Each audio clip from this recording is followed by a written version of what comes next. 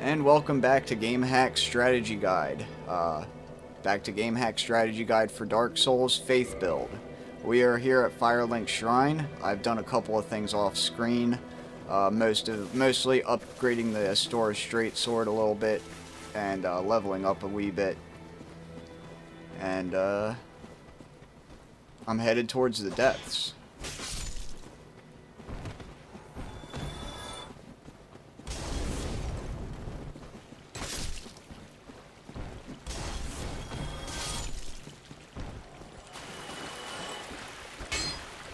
I remember my first time through, this asshole poisoned me on the first hit. I was like, what? How the hell did he poison me? I actually just ran past most of the enemies there too. At this point, they're not even worth killing too much. Yeah, that's my strategy. In fact, I'm something thinking about something creating a important to do every time you walk past the female undead merchant.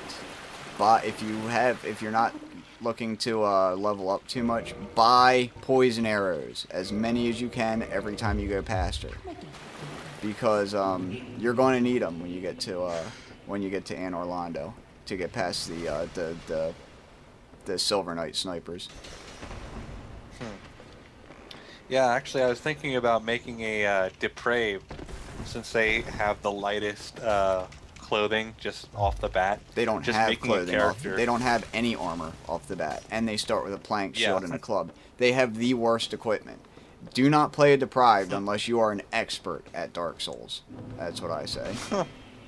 I didn't even play the deprived class for about 6 months into it, so yeah, that is a it starts off, it's got really good starting stats, but it's got the worst, like, getting its equipment anywhere. You are completely reliant on picking up equipment.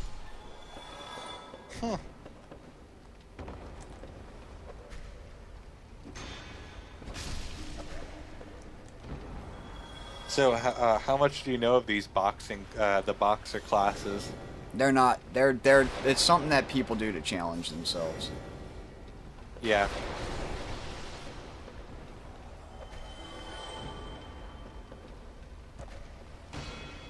So yeah, that would probably fall under warrior, since warrior gets the highest strength. And yeah, you warriors are good. They're warrior and knight are the two beginner, quote-unquote beginner classes. If you want to go something that's a little bit faster with light equipment and can fast roll right off the bat, go with either the cleric or the thief.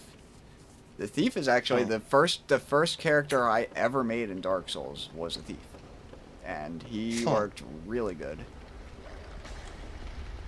Oh shit! I am not in a good place here. I'm actually really inclined to the cleric. I do like having the heal spell right off the bat. That's nice. In fact, yeah, that's what I'm gonna do this time around. Sounds like a plan. To be honest, I love Dark Souls just for making crazy classes. So the gloves are really interesting me right now. Yeah, I've never used them. You can make the dragon fists later on with them if you get them to +10. Yeah. Ooh, I can get pyros in there too. So this guy, you can save him from you can save him in the depths. He will sell you pyromancies back at Firelink Shrine, but since I don't really have the attunement to do that right now, I'm just gonna go through. Now there's, back where I just came out of before you come to the water down here, there is a door that goes right down to the depths bonfire, but I'm gonna go through the back way. Try to skirt the edge as much as I can here, so that this asshole doesn't notice me.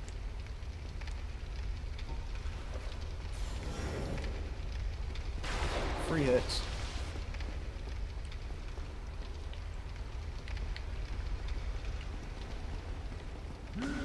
Oh, of course you're gonna go into the water.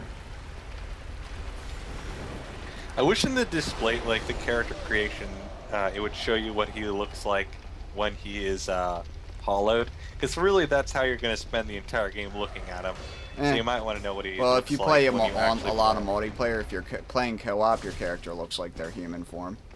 So I do a lot of co-op, so sometimes it's a good idea. I just use a basic commoner face with whatever hairstyle I want, because that's what you're going to be seeing most of the game anyway. Large Ember Yeah. is down in the depths. It allows you to upgrade your weapons, your normal class weapons, to +10. Anyway, I was saying before, there's the normal exit out to the depths over on basically behind this wall I'm looking at here. But Yeah. if you go behind the first butcher that you see, the one that's chopping away, there's a little hole behind her. And they are female, by the way. The developer Yes. actually did say that. And you go under here, and that's where the big giant rat is in the depths that you normally have to fight before going to Gaping Dragon. And actually, there's that waterfall there. That's right down there is basically where Gaping Dragon is. This guy goes down pretty quick with some lightning bolts. Where do you get the lightning bolts? The 25 faith and that shrine behind the red dragon. Ooh, that sounds nice. Yeah, you have to have 25 faith though, and then you go up to it and pray at the altar of sunlight, and it'll let you do it. It'll let you go from there. Alright, so when you drop down this waterfall, if you go to the middle, you're going to drop to an area that has a lot of cursing. There are enemies that will cause curse effect. So you go down and you stick to the left side of this, and we're going to quickly run around here. There's actually another merchant over there that has some pretty slick armor if you're into that. And he also sells a couple crystal weapons, which have they have really low durability, but they do like absurd damage. Good for strength builds. But we are going to take the back way.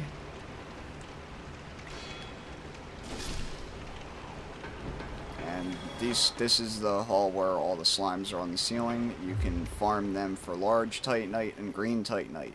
We're going to need the green Titanite because we're going to need to upgrade a lot of different weapons.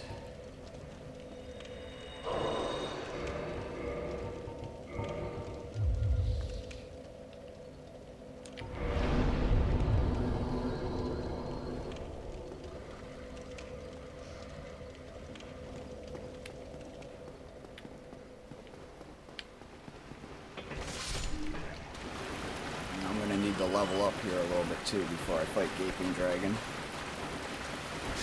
So I might have to spend a little bit of time in the depths.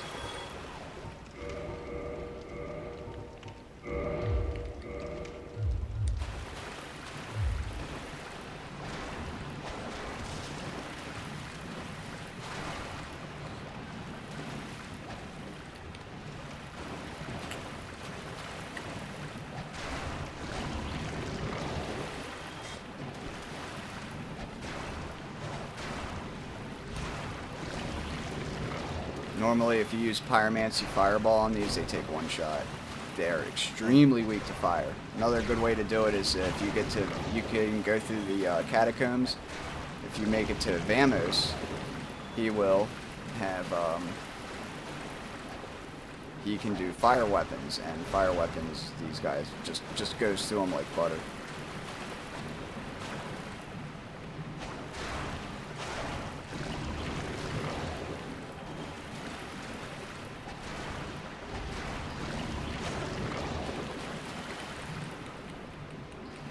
Titanite. What do you mean the gate is locked? What gate? Oh, I just started that new monk character. Did you not pick a starting gift? No, I did. Did you pick Master Key? Yes, I did. What gate are you talking about? Do you pick? Oh, I forgot to pick up the key when I was talking to the guy who got. Yeah, you gotta. Oh, that gate. I'm like, what are you talking about? Yeah. Okay, I should be close to leveling up here.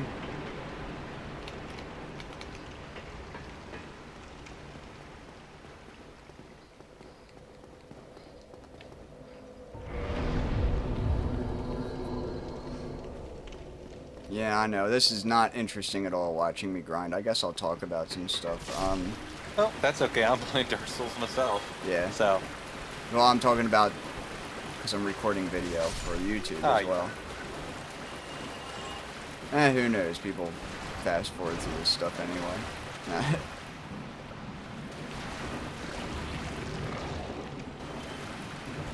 Yeah, well, if you want conversation, I can definitely give you that. Because I am really interested in the unique weapons in this game. Just the items that aren't just like a great sword, long sword, things like that.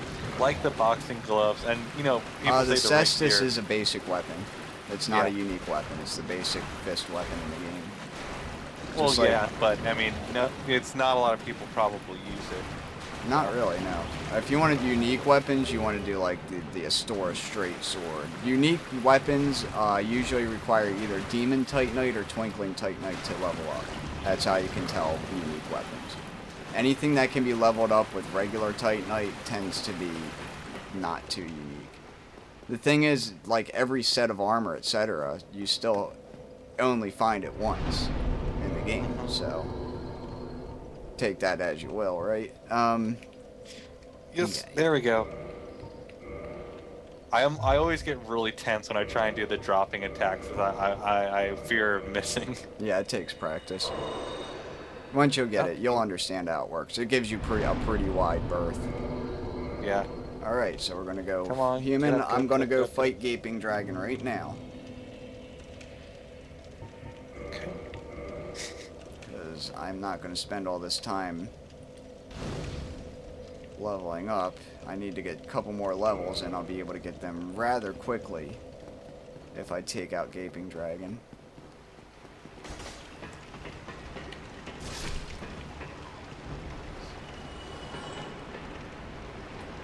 And the depths, once you learn the depths, it is a pretty easy area. In fact, I fucked up. I know the depths so well, I completely ignored the fact that there's a channeler over here. Yay, It's gonna give me all kinds of trouble if I don't kill him. And I got a humanity, which I won't use like I did on my first playthrough. I thought the whole point of Dark Souls was to stay human as long as I could, so that's probably why. No, I had you only use it when you have to. There's only a couple of boss fights that you can summon NPCs for as well, so keep that in mind.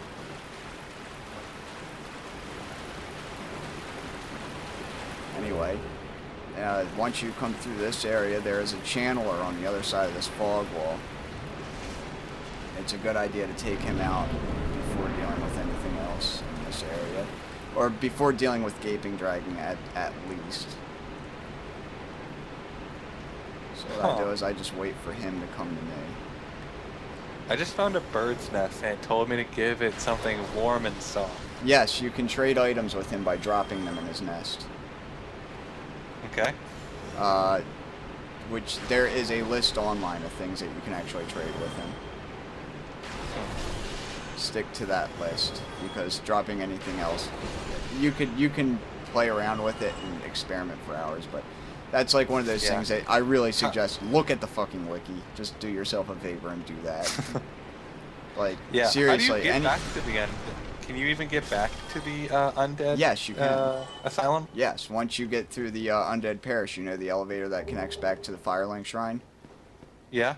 Okay, you know how there's that drop-off area there? You can jump from where the top of the elevator thing is as it comes down. You can jump there, and then you go around to the side, and then you can jump off and land on one of the buttresses. It's a very tricky jump. Huh. I'll watch an LP or Let's Play of it. I probably did it once already in my thing. But there's probably, yeah, I've done it once on this to get a couple of things. I haven't gone to the Undead Burg yet, again, but,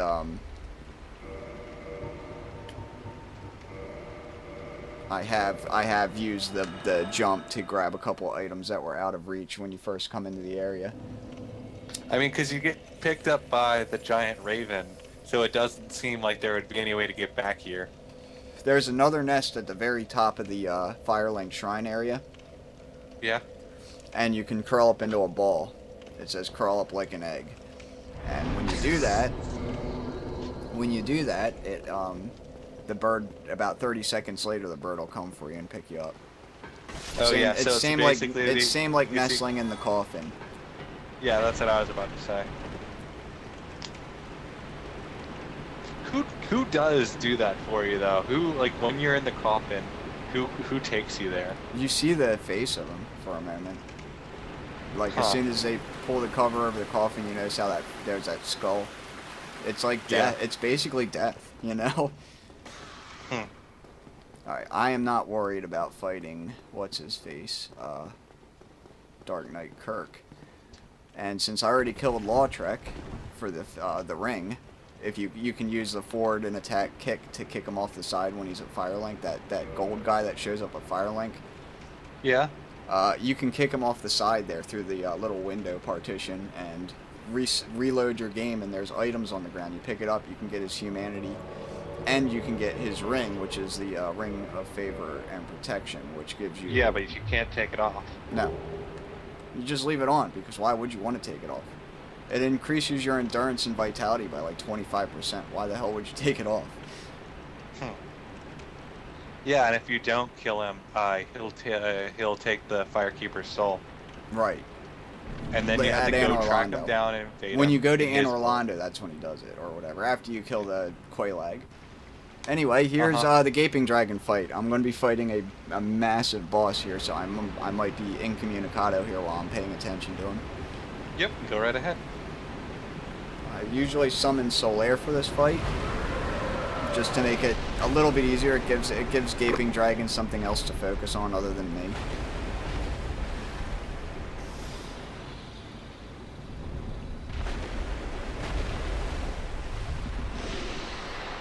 But there's a neat trick to this guy. As soon as you come in here, two-hand your weapon.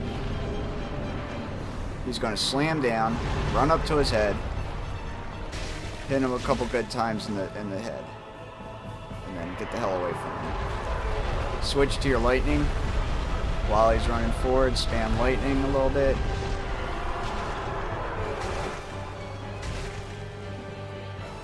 Oh, And try to use that tail. Try to get that tail. 280 souls.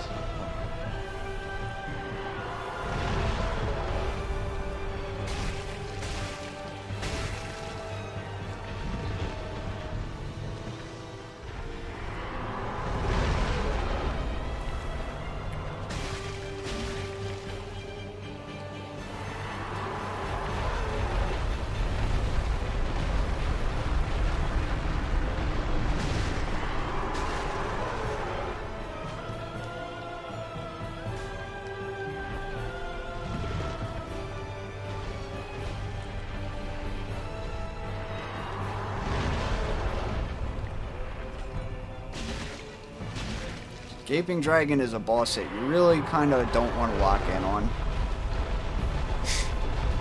Because he's so big, he's hard to miss. Got his tail, got the tail.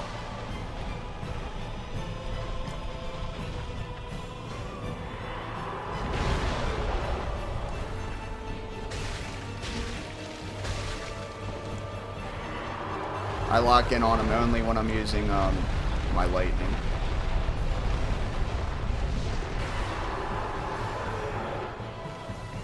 Lightning works really good on dragons. Hey, I found a fireball.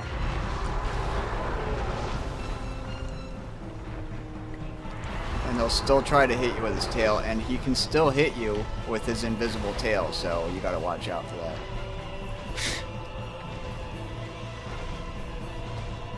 And just stay out of the front of him. If you see him facing you, that's when you wanna start to work your way away.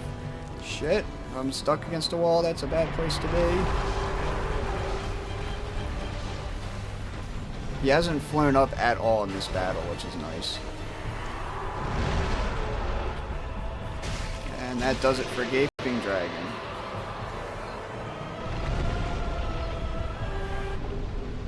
And that gives us the Blight Town key, which I didn't really need anyway, because I always take the back way into Blight Town now.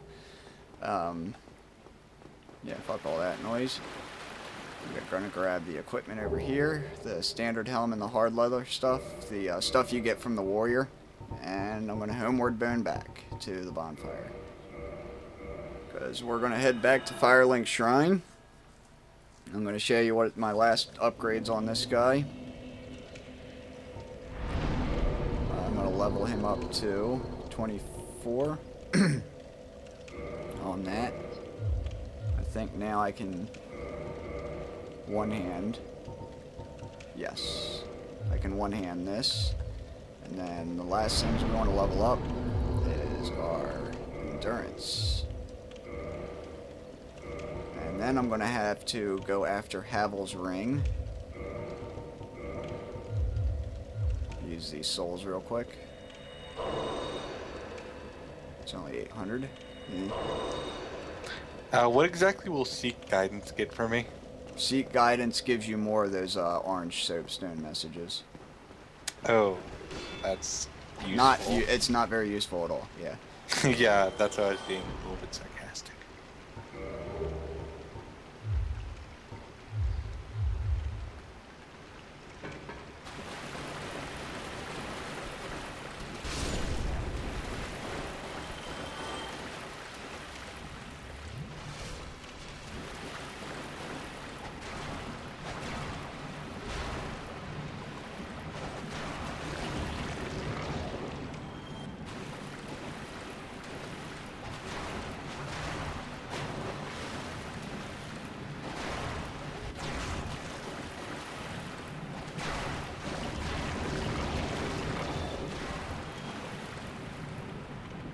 This sword actually does pretty well for a physical weapon against slimes. The whole point of slimes being they are like resistant to all forms of physical damage.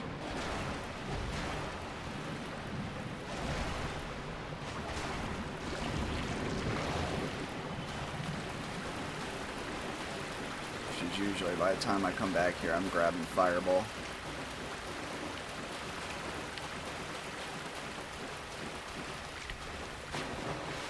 Near that item there is a pitfall. This guy will try to drop on your head, so be aware of that.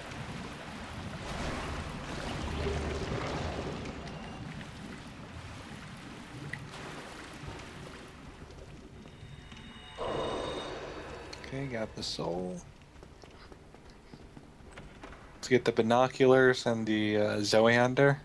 The Zweihander. Oh, you're going through the catacombs. Yeah. You really want to make sure you have a faith weapon there, otherwise the skeletons will respawn after about 30 seconds.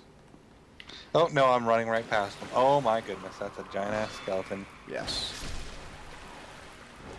You take the stairway down across the side. You don't have to go to that area. Nope, I'm just grabbing all the weapons that I can see in plain sight. Oh, okay. Yeah, that Zweihander you're not going to be able to use unless you're going for a strength build. A lot of the weapons and items in the game, it's like sort of like saying, oh, there's really no reason to get that, so don't, unless you're like going for a collection. Which I admit I've done that myself, so. I mean, it's like, come on, you see a weapon, you grab or you see an item, you grab an item. That's like Fallout 101 here, or yeah. RPG 101. Well, in Demon's Souls, you had to be careful because you could actually run out of equipment space pretty easily. Because not only did it matter what you were carrying at the time on your character, but it also matters what you had just sitting in your inventory. So you had inventory space, and the other thing, you could get over encumbered, and you just couldn't carry anything more. So you really had to be careful. You'd be like, well, what am I actually going to use in this playthrough? And you would avoid grabbing stuff that you didn't need. So is Demon's Souls harder than Dark? Oh, I just got hard to say.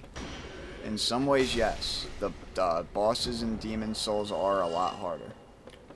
The levels in Dark Souls, the actual game itself, is harder in Dark Souls. Oh, getting some text and Skype. However, I like Dark Souls better. I prefer this game over Demon's Souls.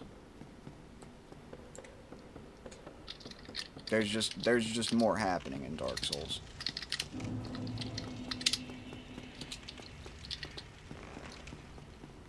Also, being in hollow form or soul form in Demon's Souls, more or less, took half of your HP right off the bat. So it was like, it's like the curse effect in Dark Souls. By the way, don't get cursed. You don't want to get cursed. Because unless you have a purging stone, yeah. Just get a new ring. What is it? The Ring of Sacrifice. Oh yeah, that's the one that, if you die, you don't lose any souls. It's useful for suicide runs if you know you're going to die, like getting a Stora's Straight Sword, for example.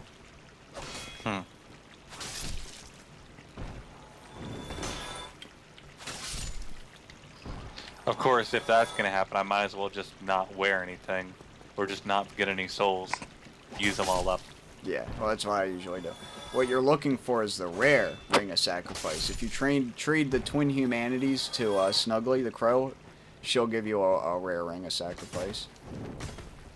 And what will that do for me? That prevents you from being cursed if you get cursed. Which, it's handy to keep that item around until you get to the Duke's Archives the first time you fight. The first time you fight Seath the Scaleless, you can't do any damage. Yeah. Yeah, it comes in really handy for that fight.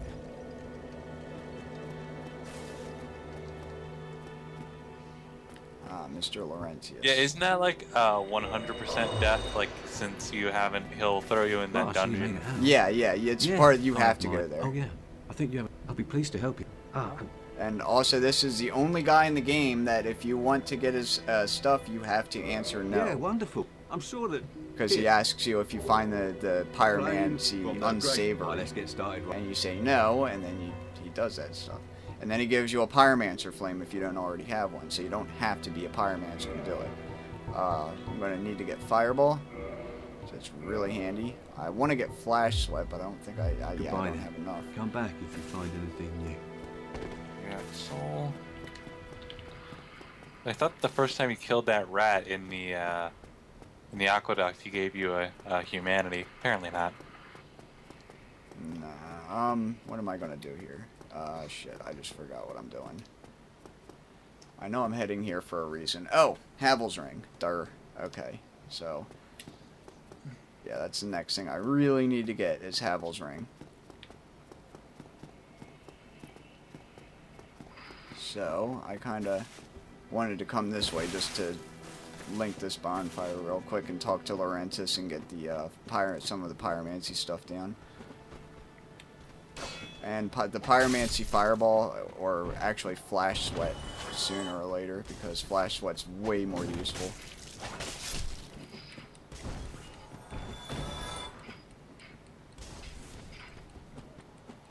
Die already. Come on, there you go.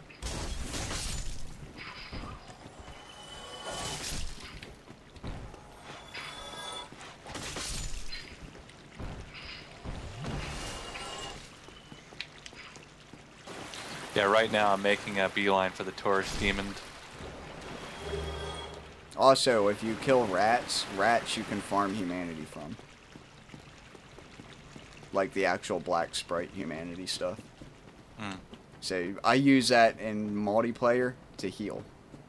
Because it's one of the only items you can use in multiplayer to heal yourself. So farming a lot of it is actually kind of really useful. Oh, well, as always. Alright, I want flash sweat, thanks. Goodbye then. Come back. Now I want to take this way. Actually, yeah, I'm going to take this way. It's probably faster.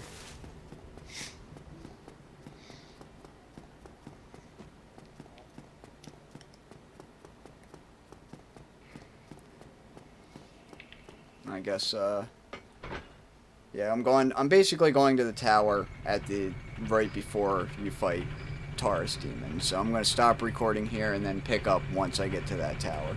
So that's, I think this is part 4. We'll pick up on part 5 shortly.